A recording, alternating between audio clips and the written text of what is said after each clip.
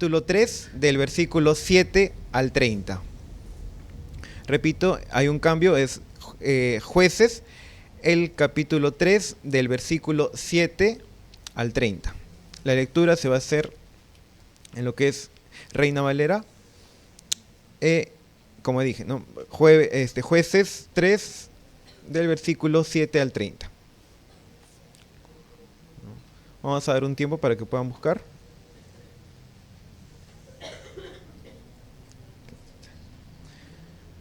Y la lectura de la palabra dice así: Hicieron pues los hijos de Israel lo malo ante los ojos de Jehová, y olvidaron a Jehová su Dios, y sirvieron a los Balaes y a las imágenes de acera. Y la ira de Jehová se encendió contra Israel, y los vendió en manos de Cusán Risataín, rey de Mesopotamia. Y sirvieron los hijos de Israel a Cusán Risataín 8 años. Entonces clamaron los hijos de Israel a Jehová, y Jehová levantó un libertador a los hijos de Israel, y los libró. Este es a Otoniel, hijo de Cenaz, hermano menor de Calet. Y el espíritu de Jehová vino sobre él y juzgó a Israel. Y salió a batalla. Y Jehová entregó en su mano a Cusán Risataín, rey de Siria, y prevaleció su mano contra Cusán Risataín. Y reposó la tierra 40 años, y murió Otoniel, hijo de Cenaz. El otro es, Ahot liberta a Israel de Moab. Volvieron los hijos de Israel a hacer lo malo ante los ojos de Jehová. Y Jehová fortaleció a Eglón, rey de Moab, contra Israel, por cuanto habían hecho lo malo ante los ojos de Jehová. Este juntó consigo a los hijos de Amón y de Amalec, y vino e hirió a Israel, y tomó la ciudad de las palmeras. Y sirvieron los hijos de Israel a Eglón, rey de los moabitas, 18 años. Y clamaron los hijos de Israel a Jehová, y Jehová les levantó un libertador, Ahot, hijo de Gera, benjamita, el cual era zurdo, y los hijos de Israel enviaron con él un presente a Eglón, rey de Moab. Y Ahot se había hecho un puñal de 2 filos, de un codo de largo, y se lo ciñó debajo de los vestidos a su lado derecho. Y entregó el presente a Eglón, rey de Moab. Y era Eglón hombre muy grueso. Y luego que hubo entrega el presente, despidió a la gente que lo había traído. Mas él se volvió desde los ídolos que están en Gilga y dijo: Rey, una palabra secreta tengo que decirte. Él entonces dijo: Calla, y salieron delante de él todos los que con él estaban. Y se le acercó a Ahot, estando él sentado solo en su sala de verano. Y Ahot dijo: Tengo palabra de Dios para ti. Él entonces se levantó de la silla. Entonces alargó Ahot su mano izquierda y tomó el puñal de su lado derecho, y se lo metió por el vientre, de tal manera que la empuñadura entró también tras la hoja, y la gordura cubrió la hoja, porque no sacó el puñal de su vientre, y salió el estiércol. Y salió Ahot al corredor y cerró tras sí las puertas de la sala, y las aseguró con el cerrojo. Cuando él hubo salido, vinieron los siervos del rey, los cuales, viendo las puertas de la sala cerradas, dijeron: Sin duda él cubre sus pies en la sala de verano. Y habiendo esperado hasta estar confusos, porque él no abría las puertas de la sala, tomaron la llave y abrieron. Y he aquí su señor caído en tierra, muerto. Mas entre tanto que ellos se detuvieron, Ahot escapó, y pasando los ídolos se puso a salvo en Seirat. Y cuando había entrado, tocó el cuerno en el monte de Efraín. Y los hijos de Israel descendieron con él del monte, y él iba adelante de ellos. Entonces él les dijo: Seguidme, porque Jehová ha entregado a vosotros, enemigos, los moabitas en vuestras manos. Y descendieron en pos de él, y tomaron los vados del Jordán a Moab. y no dejaron pasar a ninguno. Y en aquel tiempo mataron de los moabitas como 10.000 hombres, todos valientes y todos hombres de guerra. No escapó ninguno. Así fue subyugado Moab. Aquel día bajó la mano de Israel y reposó la tierra 80 años. Amén, hermanos. Doy ahora el pase a lo que es el presbítero Abel Cordier para lo que es la predicación.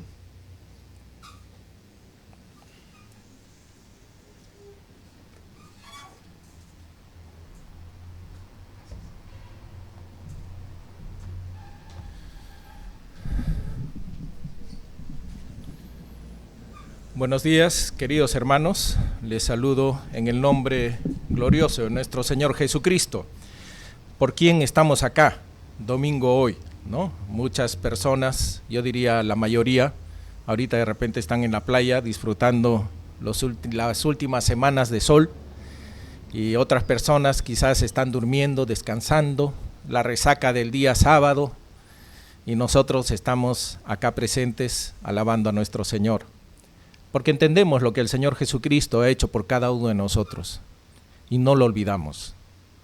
Pero sucede a veces en que sí lo olvidamos, lo que el Señor hizo por cada uno de nosotros, por nuestras familias, por nuestros seres queridos, por nuestra sociedad.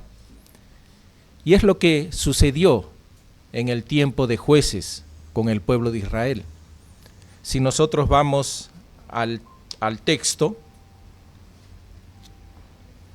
podemos abrir nuestras Biblias en el texto de predicación de hoy día, que es capítulo 3 de Jueces. Si ustedes van al capítulo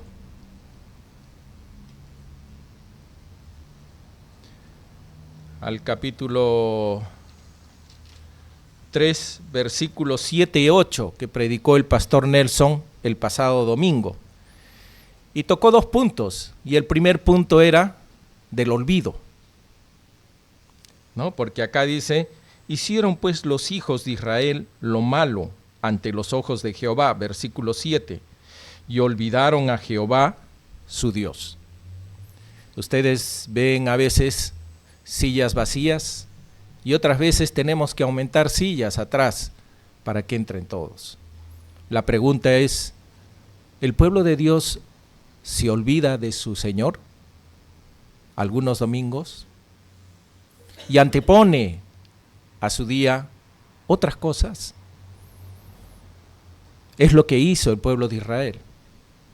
Delante de Dios, quizá un Dios un poco estricto para ellos, un Dios que le dijo al pueblo: mata a todos los que no son de Israel, porque ellos van a contaminarlos con sus ídolos, acaba todo lo que respira. No, es un Dios anticuado. Vemos en estas civilizaciones que son más avanzadas, son buenas gentes al final de todo. ¿Por qué no les preservamos la vida y aprendemos de ellos? Porque recordemos que el pueblo de Israel era un pueblo nómade, y un pueblo nómade que anduvo por el desierto 40 años de guerra en guerra, pues obviamente no había desarrollado mucha cultura, no había desarrollado de repente lo que es la construcción, de repente no había desarrollado lo que es la ciencia, el cultivo, y se encontraban frente a poblaciones que científicamente, hasta de repente su teología era más atractiva que la teología que ellos tenían. Sus dioses de la agricultura, de la fertilidad, les daban lo que necesitaban, entre comillas, mientras ellos quizá 40 años sin cultivar. No tenían técnica de cultivo. Entonces comenzaron quizás a admirar a estas civilizaciones, las subyugaron e hicieron que paguen tributos. Hasta a nosotros mismos nos parece que está bien, ¿no? Pero por eso es que ellos olvidaron a Dios. No, hoy día es domingo. está faltando un poco de dinero en la casa. Lo justo es que trabaje. En vano el hombre se levanta de madrugada y come pan de dolores, dice. Porque ¿quién es el que da el sustento al final? O quizá mi hijo tiene una actividad, voy a ir. Es lógico, razonable, comprensible. Y uno piensa que lo tiene todo controlado, pero con el tiempo se va dando cuenta que termina orando solamente para consumir los alimentos, como muchas veces nos pasan. Y es lo que pasó con el pueblo de Israel. Murió Josué y el pueblo se olvidó de Jehová. Y es lo que dice, y cuando se olvida uno de Jehová, sucede lo que le sucedió al pueblo de Israel. En el capítulo 2, versículo 15, dice, por donde quiera que salían, la mano de Jehová estaba contra ellos. Para mal, como Jehová había dicho y como Jehová se lo había jurado, y tuvieron gran aflicción. ¿Por qué me sale todo mal? ¿Por qué vienen enfermedades? ¿Por qué mi hijo cayó de repente en vicios? ¿Por qué me estoy divorciando? Todo lo que hago está mal. Es como si Dios estuviera en contra de mí.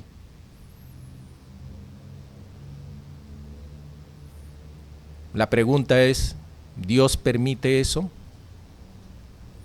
¿Dios disciplina a sus hijos o Dios los deja? Y si seguimos el relato, versículo 8, y la ira de Jehová se encendió contra Israel y los vendió en manos de Cusán Risataín, rey de Mesopotamia, y sirvieron los hijos de Israel a Cusán Risataín 8 años. Miren, 8 años de esclavos. De lo que ellos les tributaban, ahora ellos tributaban a Mesopotamia. Cuando Dios les dijo, extermínalos. Y si aplicamos a nuestro tiempo, porque ese tiempo era tiempo de guerra, era tiempo de batalla, es como si un hombre armado entra a tu casa para matar a tu mujer y a tus hijos.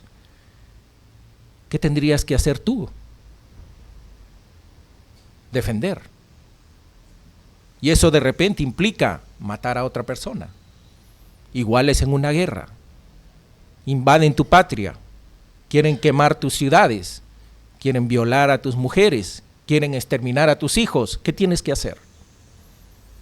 Defender. Y ese era un contexto de batalla. No es nuestro contexto. ¿Que puede haberlo? Sí. ¿De que estamos llamados a defender? Sí. Ese era el contexto de Israel. Pero si lo traducimos esto, lo traemos a nuestro tiempo, podemos ir al versículo de 2 de Corintios, no vayan, yo voy a leer capítulo 10, versículo 3, dice, pues aunque andamos en la carne, no militamos según la carne, porque las armas de nuestra milicia no son carnales, sino poderosas en Dios para destrucción de fortalezas. Y bien, en Efesios capítulo 6 habla de la armadura que Dios nos provee para luchar contra entidades, potestades, maldades del cielo, espirituales. Y esa es nuestra batalla ahora. Nosotros, es cierto, vivimos en la carne, estamos vivos, porque hay una iglesia triunfante. Cuando Pablo ya iba a morir, dice, he peleado la buena batalla. Triunfante, porque él iba a morir ya. Él ahora está con Cristo reinando. Está triunfante, la iglesia triunfante, la iglesia que está con Cristo, la iglesia que ya no está luchando, ya no está en la milicia.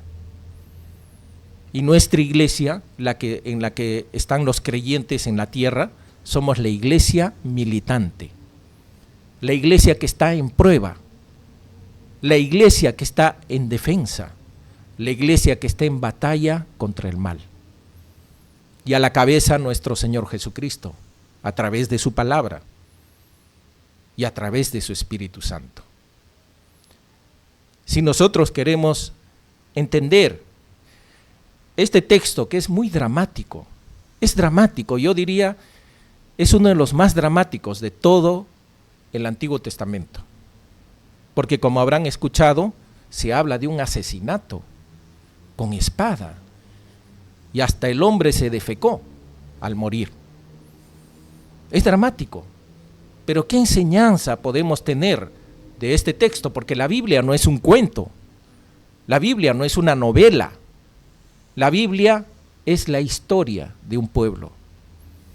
El escritor tenía que escribir lo que sucedió, tal cual. Si fuera una novela, hubiera solapado de repente esta zona un poco fea, porque dice, mira, lo que leen los cristianos, ¿no? Uy, ¿qué van a decir? Mejor lo sacamos. Pero no, es la historia de Israel tal cual. Y esta historia habla de que Israel se olvidó de Jehová y los pueblos subyugados crecieron como tenían más cultura, podían desarrollarse más que el pueblo de Israel y finalmente los subyugaron. Y es lo que pasó con este rey, Cusán-Risataín, 8 años dice. Entonces clamaron los hijos de Israel a Jehová. Cuando nosotros sufrimos por nuestro propio pecado, o por las tentaciones del mundo también, o los ataques de Satanás. Hay cosas inexplicables que a veces suceden en nuestras vidas y nos preguntamos, ¿por qué a mí? Una muerte trágica. ¿Por qué a mí? Un cáncer en un hijo. Ataques directos de Satanás. Y nos preguntamos, ¿por qué a mí? Pero si hay pecados de los cuales somos culpables directamente y podemos reconocer nuestro pecado, ¿por qué estamos así?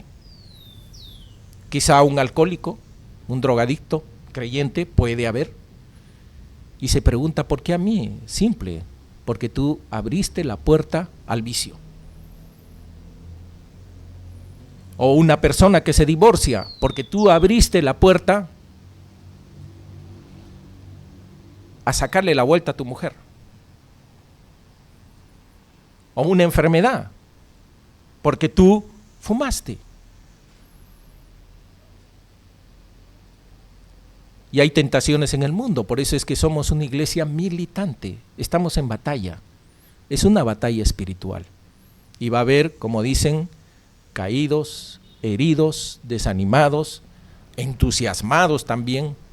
Y en este caso, este pueblo dice que clamaban los hijos de Israel a Jehová.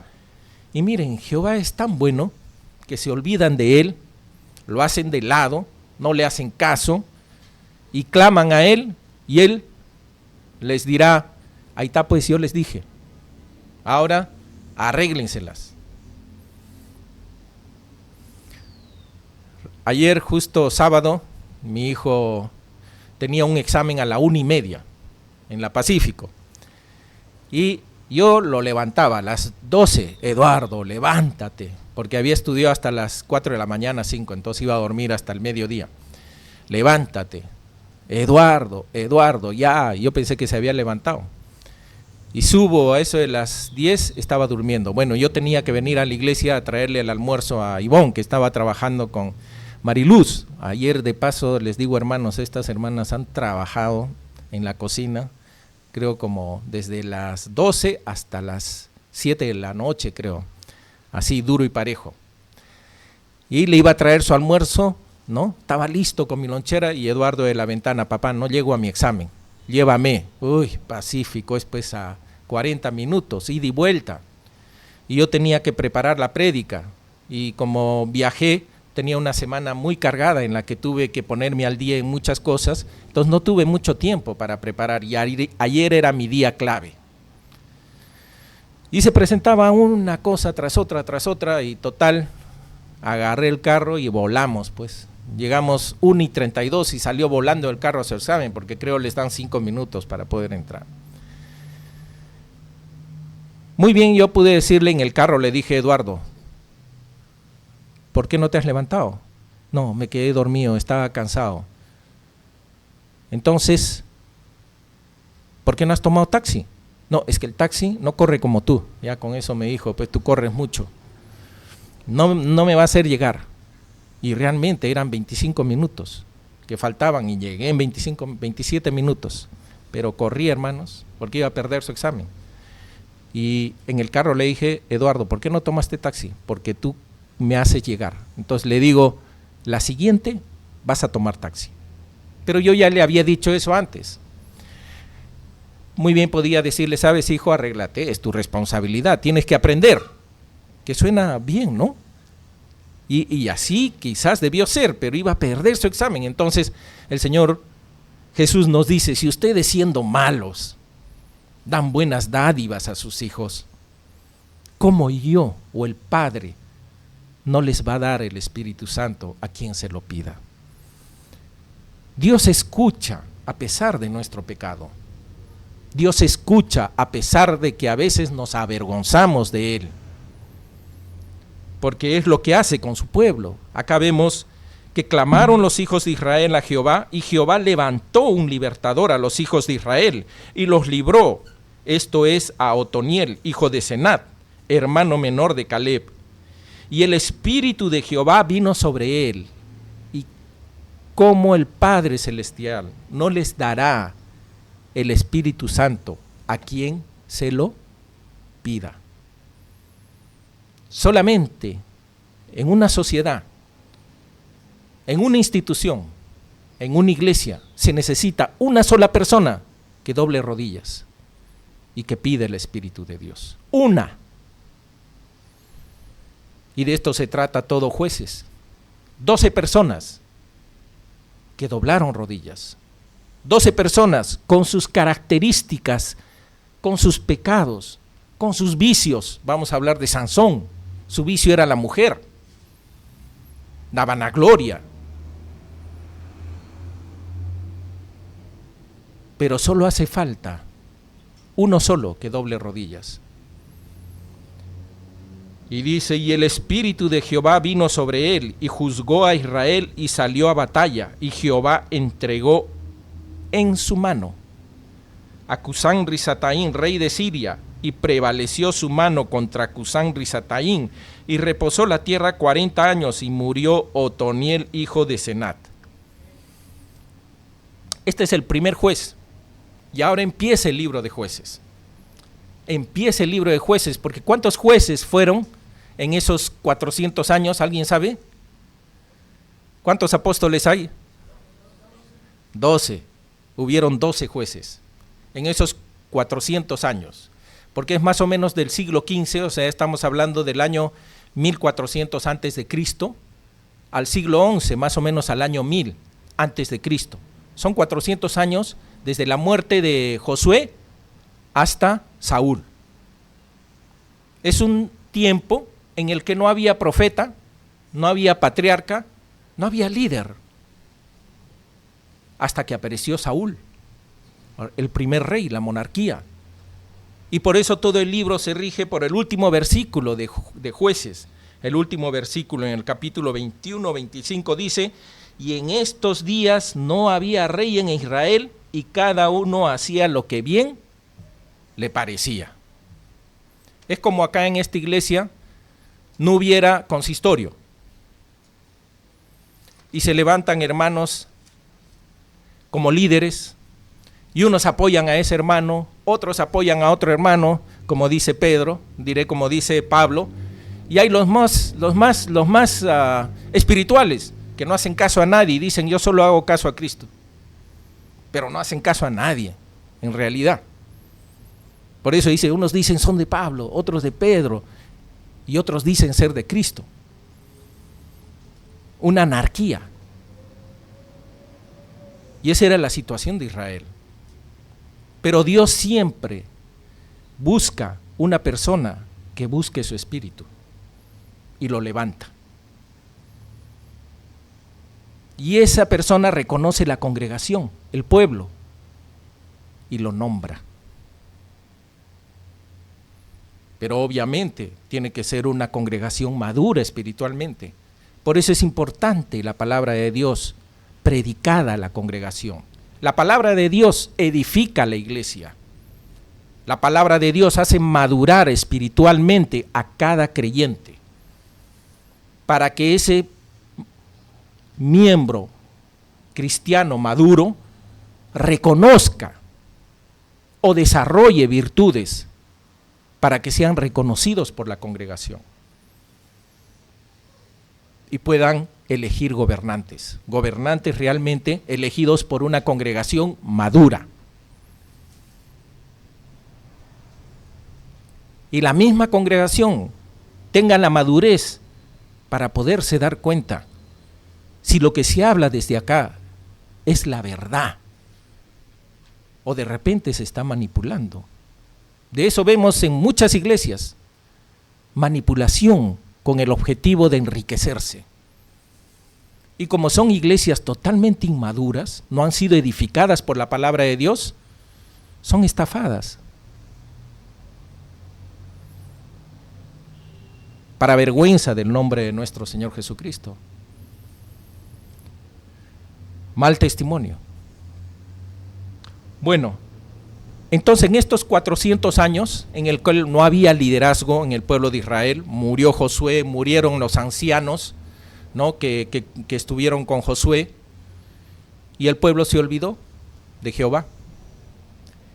Y Dios levantaba a un juez que no hacía de rey, solamente juzgaba a la población mientras vivía y no tenía sucesor, porque no era de estirpe, así como el rey David, Salomón, el hijo de Salomón, sino era un juez, uno del pueblo que Dios le hablaba y lo levantaba, lo erigía para que luche contra el opresor. Lo escuchaba. Y miren, 40 años tuvo libertad el pueblo de Israel, 40 años, hasta que murió Otoniel. ¿Y qué pasó con el pueblo de Israel? Versículo 12, volvieron los hijos de Israel a hacer lo malo ante los ojos de Jehová. ¿No sucede esto a veces en nuestra propia vida? Que volvemos a caer en el mismo pecado y permitimos una y otra vez. Y sin darnos cuenta, a veces pensamos que tenemos la situación controlada. Ese pecado se vuelve en una fortaleza que al final nos destruye. Y ahí elevamos y clamamos a Dios. ¿Y qué va a hacer Dios? Nos va a escuchar. Y es lo que pasaba con Israel. Volvieron los hijos de Israel a hacer lo malo ante los ojos de Jehová. Y Jehová fortaleció a Eglón, rey de Moab, contra Israel, por cuanto habían hecho lo malo ante los ojos de Jehová. Este juntó consigo a los hijos de Amón y de Amelec, y vino e hirió a Israel, y tomó la ciudad de las palmeras.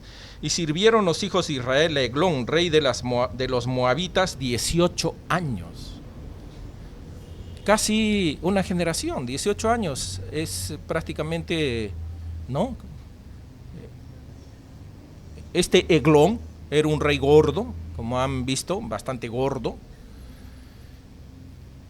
Y en estos 40 años parece que el pueblo de Israel no logró desarrollar, porque tenían la vida tan cómoda, no estaban en el desierto con amenazas, ¿no? Entonces no desarrollaban su milicia, se descuidaban. Es como un creyente no crece en la comodidad. Un creyente no crece sin retos. Un creyente no crece sin tentaciones. Cuando no tienes tentaciones es que estás mal. No estás en la batalla. Estás con el pueblo de Canaán. Si tienes tentaciones, es porque estás reconociendo tus debilidades. Y a través de esas tentaciones, si permites que Dios te ayude a través de su palabra, a través de la comunión, a través de la oración, esas debilidades se van a convertir en fortalezas Por eso es que el apóstol Pablo decía, yo me gozo en mis debilidades. Porque ahí el poder de Dios se fortalece.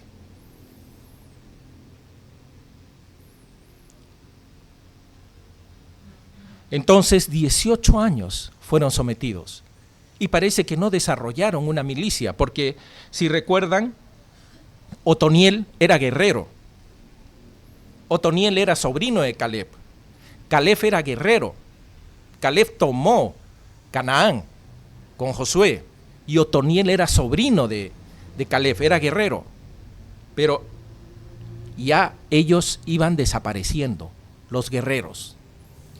Y eran los agricultores ahora, ya no eran guerreros. El pueblo de Israel para este entonces ya no era guerrero. Entonces los sometieron.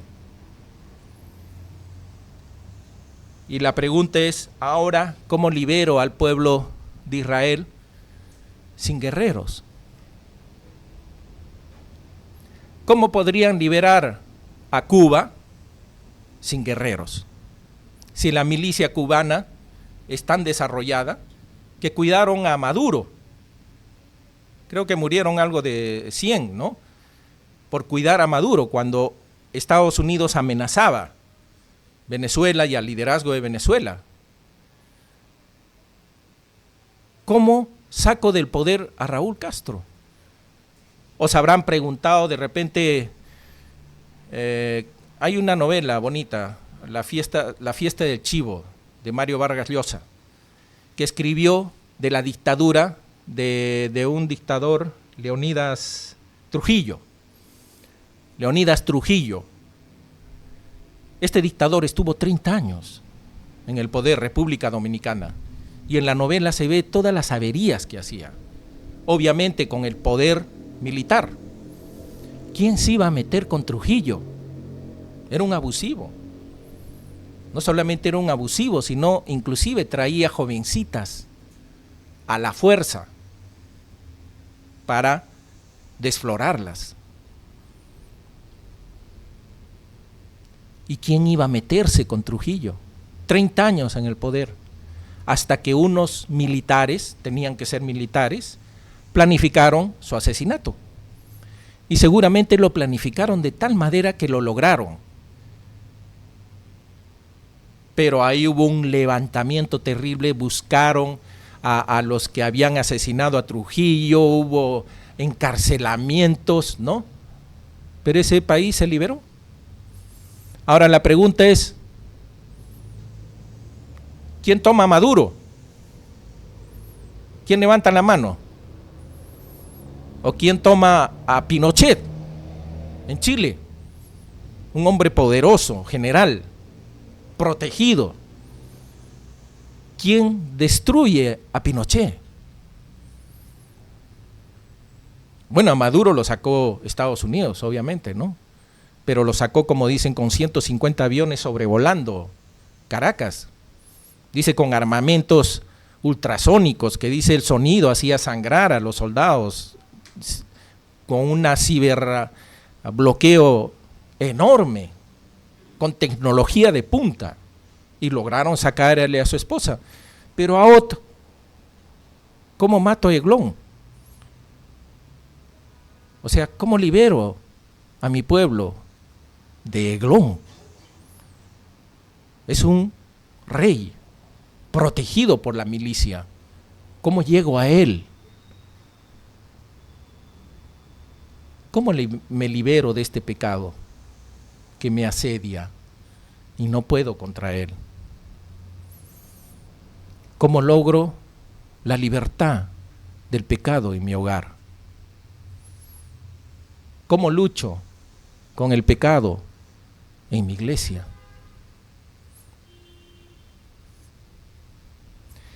Seguramente esas preguntas se hacía Ot. ¿Cómo libero a mi pueblo de la presión de Eglón? Y clamaron los hijos de Israel a Jehová, y Jehová les levantó un libertador. No hay forma, hermanos, no hay forma que una persona, solamente una persona, pueda liberar a un pueblo sin ayuda de otras. No hay forma. ¿Alguien podía extraer a Maduro, solo él, sin ayuda? Llegar a él y extraerlo y meterlo a juicio una sola persona. ¿Es posible? No. Ahot, ¿qué podía hacer? Miren, sigamos leyendo. Y clamaron los hijos de Israel a Jehová, y Jehová les levantó un libertador. Los escuchó Jehová. Pero para Jehová no hay imposibles, pues. Para Dios no hay imposibles, es el Dios de los imposibles. ¿Cuál es tu problema? ¿Cuál es tu dificultad? ¿Qué cosa te esclaviza? ¿Qué cosa te tiene atado? ¿La depresión? ¿La tristeza? ¿La fornicación? ¿El amor al dinero? ¿La ira? ¿El rencor? ¿Problemas familiares? ¿Odios familiares? ¿En el trabajo? ¿Qué te apresa? Tenemos un Dios libertador, un Dios milagroso, el Dios de los imposibles, pero solamente tenemos que clamar, solamente tenemos que clamar y disponernos, así como Ahot. Es tan importante disponernos, allanarnos a lo que Dios nos muestra, lo que debemos hacer, con valentía, porque acá vamos a ver que Ahot fue valiente. Y no solamente fue valiente, porque si valiente iba a luchar contra Eglón, ¿qué le pasaba al valiente? No llegaba ni siquiera ni a la puerta del palacio, pues. Ahí mismo lo mataban. No es solamente valentía, sino uno tiene que tener una visión, alinearse con Dios. ¿Qué cosa Dios quiere para mi matrimonio? ¿Qué cosa Dios quiere para mi familia? ¿Qué cosa Dios quiere para mis hijos? ¿Qué cosa Dios quiere para mi iglesia? ¿Qué cosa Dios quiere en mi trabajo? Y ahí me alineo. Primero tengo que tener una visión, y esa visión es la que Dios me da en una determinada circunstancia. Si no, no hay forma. Y es lo que hizo con Ahot. Porque vemos a Ahot acá, levantó un libertador, dice. El problema era que era benjamita. ¿Y saben qué significa benjamita? Los hijos de la diestra. Eso significa benjamita. Los hijos de la diestra. Y Ahot era zurdo. Dice así, benjamita, el cual era zurdo. Los zurdos, soy zurdo. Tenemos desventaja en el mundo de los diestros, porque casi todas las cosas están hechas para los diestros. El abotonarse la camisa nomás es con la derecha, es imposible hacerlo con la izquierda. Abrir las puertas, peor en la vida quirúrgica. Yo cuando entré de residente, mi residente de tercer año me dijo, ¿sabes? Me incomoda que operes con la mano izquierda. Yo estaba aprendiendo a operar, emocionado, ¿no? Y me dice, me incomoda que operes con la mano izquierda. Tuve que ir a tópico. Tópico es la emergencia, y ahí topiquear 6 meses, coser a los que venían cortados, como dicen el 2 de mayo. Ahí pues en los viernes, sábado era, jueves, viernes, sábado era fiesta en la parada, música, trago, alcohol, cuchillos, cortes, y hacía guardias los sábados en la noche, como R1, viernes, sábado, y esa vez estaba solo, porque Ivonne estaba con nuestra hija en Cusco, terminando su internado, ¿no? Y yo estaba solo acá, entonces en las noches me iba a topiquear ahí, a coser con la mano derecha, a todos los borrachitos que venían, ¿no?, a la emergencia, coser, 6 meses. Hasta llegué a un momento en la confusión si opero con la izquierda o con la derecha. Y ahora opero con las dos. Es una ventaja. Pero Ahot era zurdo. Y Dios convierte las dificultades, Dios convierte las desventajas, querido hermano, cuando tú te dispones a Él, tus desventajas se van a convertir en ventajas. tus problemas se van a convertir en oportunidades de que Dios se glorifique ahí. Y es lo que hizo Ahot, zurdo, de una tribu que eran los hijos de la diestra. Seguramente Ahot tenía problemas para enfrentar en batalla a alguien, porque las técnicas de lucha eran para diestros. La espada es para diestros. Hasta los escudos son para diestros. Entonces, soy zurdo, pero ¿saben? Dios lo levantó. Dios lo eligió. Y él se alineó con la voluntad de Dios. ¿Y qué hizo? Y los hijos de Israel enviaron con él un presente a Eglón, rey de Moab. Seguro se estaba preguntando, esto ya es mío, no está en la Biblia. Yo siempre me pregunto, ¿cómo habrá hecho? ¿No? Porque acá vemos que Otoniel no dicen exactamente cómo Dios fue actuando en Otoniel. Solo dice que ganó la batalla y liberó al pueblo. Pero en los otros 11 que quedan jueces, habla de cada uno.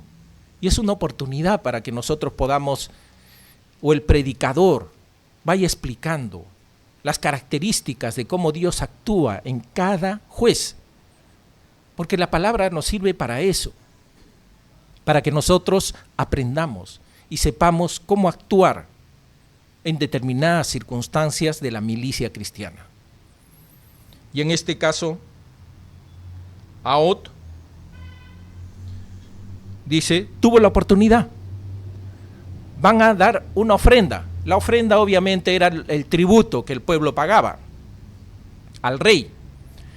Entonces él vio que iban a llevar tributo a Eglón. Entonces habrá dicho, pues, ¿no? Esta es mi oportunidad para aproximarme al rey. No solamente para aproximarme, ¿y cómo acabo con él? Si no dejan entrar armas ahí. Pues, ¿qué hizo? Dice, y los hijos de Israel enviaron con él un presente a Eglón, rey de Moab, y a Ahot se había hecho un puñal de 2 filos, de 1 codo de largo, y se lo ciñó debajo de sus vestidos a su lado derecho.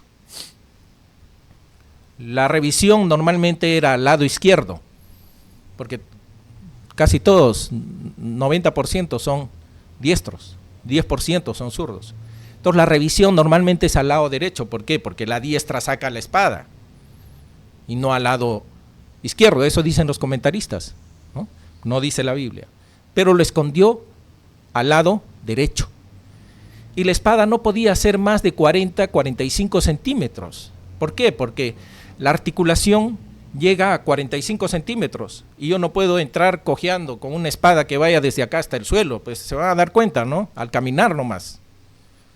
Entonces tenía que ir bien pegada al muslo y que le permitiera doblar la rodilla para caminar normal. Y camina y entra. Lo revisan el lado derecho, el lado izquierdo diré, adelante. ¿Corría riesgo o no? ¿Qué pasa si le encontraban el arma? ¿Era posible o no? Tenía que haber valentía. Pero no es suficiente ser valiente. Hay que planificar. ¿Qué cosa voy a hacer? Si tengo la visión que Dios me ha dado, libertar al pueblo, tengo que planificar. Dicen que la suerte es cuando se encuentra o coinciden la oportunidad con la capacidad. Esa es lo que el mundo llama suerte. La oportunidad con la capacidad. La oportunidad era que iba a acercarse Eglón. Y la capacidad es lo que estaba desarrollando él con la espada. Estaba planificando estar capacitado para el momento de tenerlo frente a él. Igual es en la milicia de los cristianos. No solamente hay que ser valientes, sino hay que saber qué voy a hacer en determinadas circunstancias, que sabemos que son nuestras debilidades. Tenemos que pensar, ¿qué cosa voy a hacer?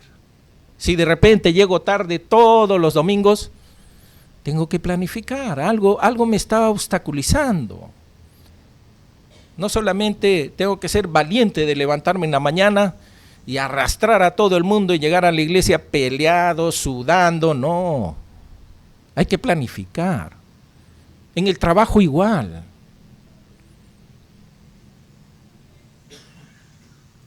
Y Ahod se había hecho un puñal de 2 filos, de 1 codo de largo, y se lo ciñó debajo de sus vestidos a su lado derecho. De esto podríamos hacer quizás también una alegoría. La espada de 2 filos. Si se dan cuenta, en la armadura todos los instrumentos son para protegerse. El yelmo, el pectoral, el escudo, ¿no? Los zapatos, para protegerse. El único implemento para atacar es la espada de 2 filos, la palabra de Dios. Debemos estar preparados con la palabra de Dios, capacitados para el momento oportuno. Entonces él se fue preparando. Ahora, 45 centímetros, es una persona gorda, están en guerra. Es dramático lo que voy a predicar, es muy dramático. Yo no he querido predicar este texto porque es muy dramático. Le tocaba al pastor William, pero tuvo una dificultad. Él predica siempre los quintos domingos de mes. Tuvo una dificultad, entonces yo tomé la prédica, ¿no? Y agradezco a Dios porque me enseñó bastante a través de este texto, que parecía que era muy brutal, ¿no? Entonces dice, habrá pensado, acá dice, y entregó el presente a Eglón, rey de Moab, y era Eglón hombre muy grueso, era gordo. Si ustedes miden una persona obesa, es 45 centímetros más o menos, o medio metro del ombligo al sacro. Es más o menos esa, si es gordo, ¿no? No es así, pues, 60, ¿no? Es gordo, más de 50 centímetros, más de 60. Pero él podía llevar solamente un arma de 45 centímetros. ¿Y qué pasa si le hacía empuñadura a esa arma? Perdía pues espacio, porque el objetivo era llegar a los grandes vasos. Los grandes vasos son 2 venas grandes que van pegados a la columna. Esto es ya de guerra, averigüé un poco. Son 2 grandes vasos, es uno la aorta y otra la cava, son los vasos que llevan toda la sangre del cuerpo. El corazón prácticamente bota toda la sangre a la aorta. Y tenía que llegar a ese vaso para que muriera instantáneamente, porque dentro de sus planes era el sobrevivir y animar al pueblo para que se sublevara contra esa dictadura o esa opresión. No tenía que morir ahí, tenía que vivir. Entonces su plan era vivir y acabar con este rey y animar al pueblo a que se subleve y lograr su libertad. Entonces vemos que no podía más de 45 centímetros. Entonces seguimos leyendo.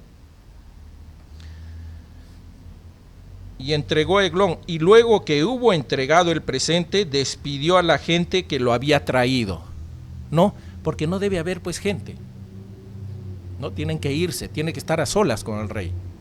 Despidió, dice, a la gente, pero él no se fue con ellos, ya todo estaba planificado, mas él se volvió desde los ídolos que están en Gilgal y dijo, mira, desde los ídolos, seguro por ahí cuando el rey fue informado que venía uno desde los ídolos de Gilgal, el rey ya estaba predispuesto a que venía trayendo un mensaje de los dioses.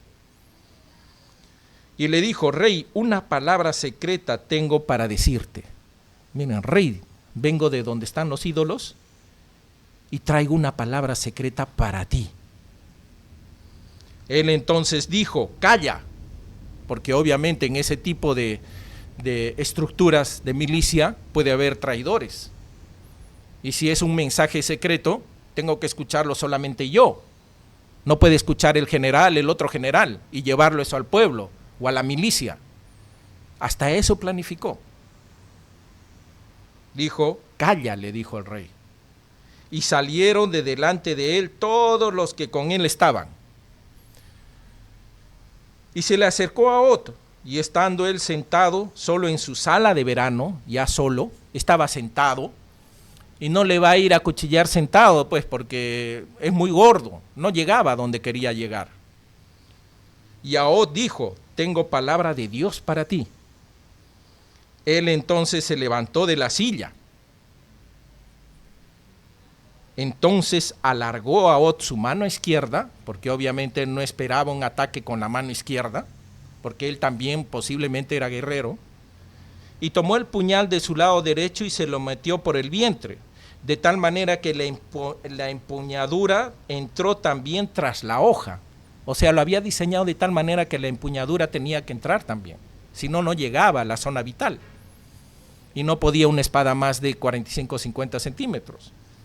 Y la gordura cubrió la hoja, porque no sacó el puñal de su vientre, y salió el estiércol. Cuando sale el estiércol significa que murió instantáneamente.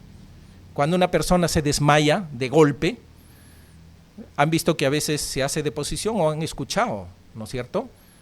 Cuando se desmaya, a veces micciona o hace deposición. Igualito es cuando uno fallece de manera brusca. Pasó eso. Entonces no tuvo tiempo de gritar. Porque si gritaba o se quejaba, pues simplemente los soldados que estaban afuera entraban y mataban a otro, y todo quedaba ahí. Sucedía a otro general, a Eglón, y las cosas seguían igual. Y salió Ahod al corredor y cerró tras sí las puertas de la sala y las aseguró con el cerrojo. Miren, hasta eso planificó. ¿Por qué? Porque si ahí se echaba a correr, ¿qué hacían los soldados que estaban afuera? Entraban, pues, tarde o temprano iban a entrar, y veían a su rey muerto, y iban tras Ahod y lo alcanzaban y lo mataban, lo mismo que nada. Pero él cerró la cerradura. ¿Cómo sabía que había una cerradura ahí? Cuando uno se alinea con Dios, en este caso en contexto de guerra, hermanos, no es nuestro contexto, pero nos da enseñanza. Es cierto, tenemos una milicia espiritual, pero contra las tentaciones, contra el pecado, contra el mundo, contra Satanás. Pero en este caso estaba en un contexto de guerra. Entonces dice, versículo 24, cuando él hubo salido, vinieron los siervos del rey, los cuales viendo las puertas de la sala cerradas, dijeron: sin duda él cubre sus pies en la sala de verano. Está haciendo deposición, porque los reyes tenían su baño en sus salas de verano, o sea, no necesitaban ir al campo detrás de un árbol, no, tenían ya sus lo que ahora llamamos pozos sépticos. Entonces dijeron: está en el baño, por eso es que huele estiércol. No hicieron nada, esperaron. Hasta se habrán reído, ¿no? Porque dijeron eso. Esto es de una manera de burla, dice un comentario, decir, está haciendo deposición, decir, sin duda él cubre sus pies en la sala de verano. Y habiendo esperado hasta estar confusos, o sea, ya es mucho tiempo, pues habrá pasado, no sé, media hora, 20 minutos. Oye, el rey no puede estar tanto tiempo. Entonces, mientras tanto Ahod, y también Ahod ya tenía planificado qué hacer, porque él no abría las puertas de la sala, tomaron la llave y abrieron, y aquí su señor caído en tierra, muerto. Mas entre tanto que ellos se detuvieron, o sea que esperaban, Ahod escapó y pasando los ídolos se puso a salvo en Seirat.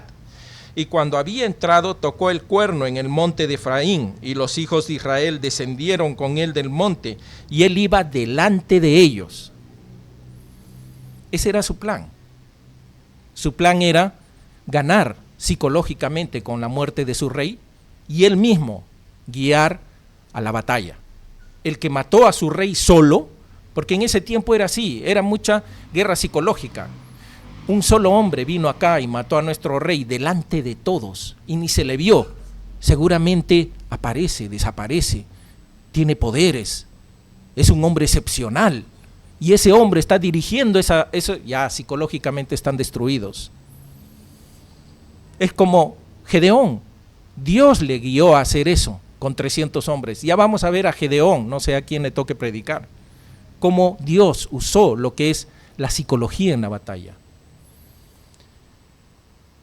Y cuando había entrado, tocó el cuerno en el monte de Efraín, y los hijos de Israel descendieron con él al monte y iba delante de ellos. Entonces él les dijo: seguidme, porque Jehová ha entregado a vuestros enemigos, los moabitas, en vuestras manos. Miren lo que dice.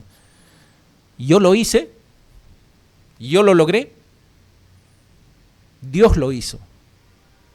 Es así cuando nosotros nos disponemos a obedecer a Dios y vemos cómo florece de repente nuestra relación de pareja, vemos cómo florece nuestra relación con nuestros hijos, o vemos cómo todo va bien.